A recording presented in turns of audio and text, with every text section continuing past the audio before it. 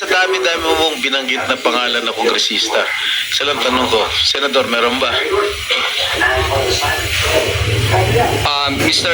Your Honor, wala po. So, safe ka. Safe ka na. Sigurado po. You know, I resent that statement, Mr. Chair. I resent that statement. Safe ka na. Diba? Safe na. Mr. Chair, I move that you strike of the record that alam mo naman, biro lang naman yun eh. Wala yun. Mr. Chair. So, Senator ba to? Yeah, Mr. and Mrs. Diskaya, dito sa paragraph 10 ng inyong sinumpaang salaysay, sinabi niyo dito, ngunit nung nagsimula ng makilala ang St. Gerard Construction, dumating naman ang panibagong pagsubok. Ang pagkakaalam ko yung pagsubok ay these are trials, challenges, kahirapan. Pero dumating ang panibagong pagsubok. Unti-unting nagsilapitan ang mga district engineers at mga regional directors ng DPWH at mga chiefs of staff ng mga mambabatas na nag-alok ng mga proyektong sinasabi nilang pundo ng mga mambabatas. I don't think pagsubok ito. Kung ako ay kontraktor, grasya ito. Grasya, hindi ito pagsubok, grasya. But that's beside the point. Ang gusto ko lang ma-establish dito ay totoo ba talaga na sila ang pumupunta sa iyo para mag-alok o ikaw pumupunta sa kanila humingi ng project? Mr. Chair, ano po, Which is which? kadalasan po pag lumalabang kami sa bidding, lagi po kami talo, disqualified. At kadalasan po, tinatakot pa kami na mabablacklist kami. Dahil kung nakatatlong talo ka, disqualification na... Talo ka, magsumikap ka, magkakuha ng project, pupunta ka sa kanila. Bakit ang sinabi mo sa affidavit mo is sila ang pupunta sa iyo? Kadalasan po, qualified po kasi ang license namin. Kaya nilalabanan namin. So, kaya minsan po, kami na po ang nilalapitan dahil kadalasan po, nilalabanan nga po namin yung mga projects nila. So, Okay, thank you. pinararating nila na Teo, andito yung regional director ng DPWH ng Region 5. Mr. RD ng Region 5. Ikaw ba'y isa sa mga regional directors ng DPWH na pupunta kay Diskaya para mag-alok ng proyekto? Wait. This is in connection with the earlier question of Senator Sherwin na parang ang nangyayari, bawal na nga, unconstitutional na nakikialam yung kung sino-sino pagkatapos na mailagay na sa NEP. Ay binanggit mo yung pangalan na dalawa, Regional Director Eduardo Berhilio at Assistant District Engineer Henry Alcantara. So kailangan malinawan po ito kung sino ang nakikialam sa pag-execute po ng project pagkatapos ito ay mailagay na po sa batas. Continue. RTO ba DPWH sa Region 5? Mr. Chair, can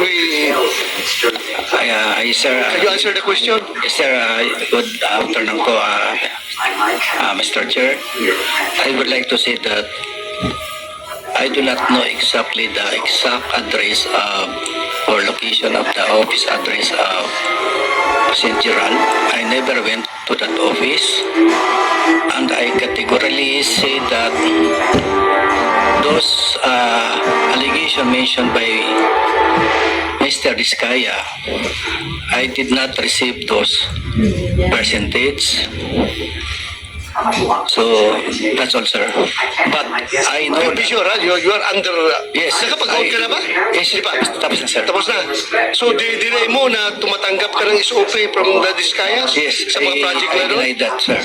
I deny that. And for my memory, I awarded to him last year one project, and that's a road project. And for current year, I think I awarded him one flood control project. That's all, sir. Flood control. Yes, sir. Okay, si Alcantara.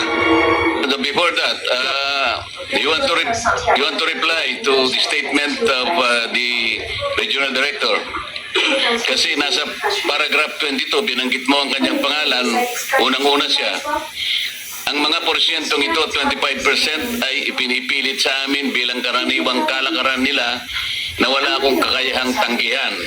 Binanggit mo si Regional Director Eduarte Virgilio ng DPWH Region 4 o Region 6. Tinatanggi niya. What do you say?